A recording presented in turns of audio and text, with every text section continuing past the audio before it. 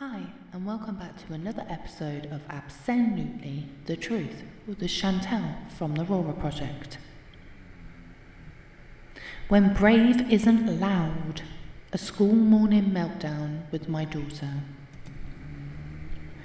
My daughter Fifi, she's 10 years old and she has suspected ADHD, autism and diagnosed a tic disorder, although we all know it's Tourette's.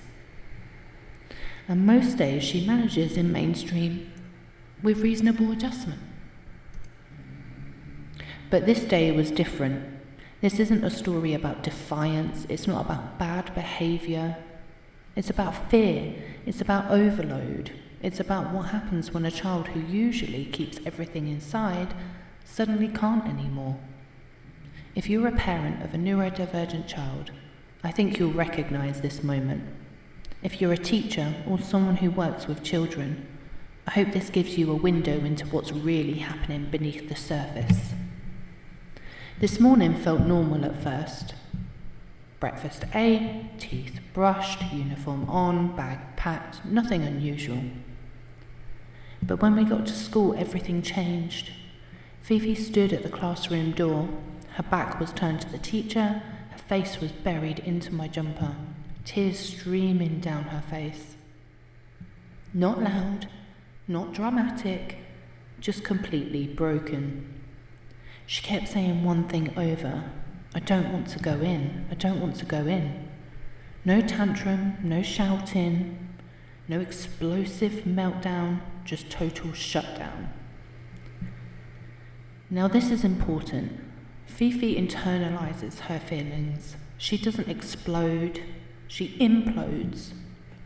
So when she reaches this point, I know something big is going on inside her. And standing there in that doorway, I had a choice. Push her in and hope for the best, or listen to what her body is telling me. So despite having a very passive-aggressive attendance letter sent home from school this week, I made the decision to take her home. We made a warm, sweet cup of tea and decided to try and understand what was going on, what she was internalising. Now, a warm, sweet cup of tea, that might sound small, but not for her. It's grounding, it's routine, it says you're safe. We're sat together quietly. She went mostly mute. And if you're a parent of a child who goes non-verbal when overwhelmed, you'll know how heartbreaking the silence can be. Because you want to help, but you don't know what you're helping with yet. So I didn't push, I didn't interrogate, I just stayed.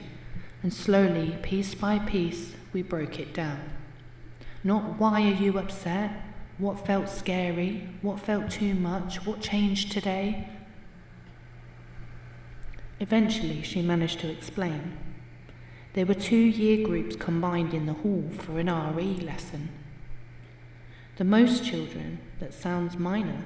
To her, it sounded like chaos. Too many people, too much noise, too much unpredictability, too many bodies in one space. She said there was just too many people. I can't breathe. And suddenly it made sense. It wasn't refusal, this was panic. She hadn't known how to explain it at school. She hadn't had the words, so her body did the talking instead. That's what meltdowns are. They're not manipulation, they're communication. Once she understood it herself, we worked on regulating.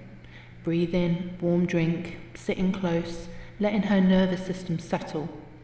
And here's the thing. When children feel heard, their fear shrinks. Not instantly, of course, but each remember their bravery. After a while, she said, I think I can try again. Not confidently, but happily and bravely. She went back into school, and this time I spoke to the teacher in front of her. I didn't want to whisper it away. I didn't want to hide it. I said she's anxious because both groups are together. It feels overwhelming. So Fifi didn't have to be the translator for her own distress. And you can see it in her face, the relief. She didn't feel comfortable, but she felt understood. And that's the difference. She walked in slowly, ticking away, obviously because of her nerves. Comfortable with her teacher, but still a bit unsure. She went in. And that for her and for me was huge. This morning taught me something important. Our children can cope until they can't. And when they can't, it's not because they're weak. It's because they've been strong for too long. We talk so much about resilience, but we forget about capacity. And capacity changes day to day. What feels manageable on Monday can feel impossible on Tuesday. Remember a meltdown in the middle of the road. It's not the beginning. It's what happens when anxiety isn't spotted early. Fear doesn't have words yet, and expectations don't meet emotional ability. If you're listening to this and thinking, that sounds like my child, or God, I've been there, I want you to hear this. You did not fail if you took them home. You did not fail if they cried. You did not fail if they couldn't go in. You showed them, I will listen, I will protect you, I will help you make sense of the world. It's not weakness, it's not attachment, it's trust. And that trust will carry them into school far more strongly than force ever could. She went in the end, not comfortable, but courageous. Sometimes courage looks like walking into a classroom while still shaking. Sometimes bravery looks like I don't want to go in, but I'll try. And sometimes love looks like a warm cup of tea, a quiet space, and a parent who says, I understand. Thank you for listening to Chantel from the Aurora Project. Until next time, bye-bye.